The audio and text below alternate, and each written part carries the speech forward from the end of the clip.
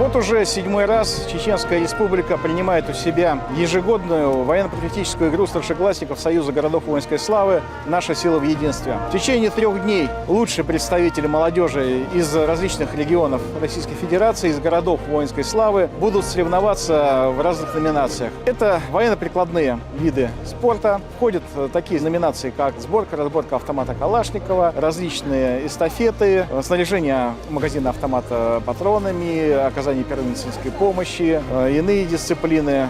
В общем, всего 16 номинаций.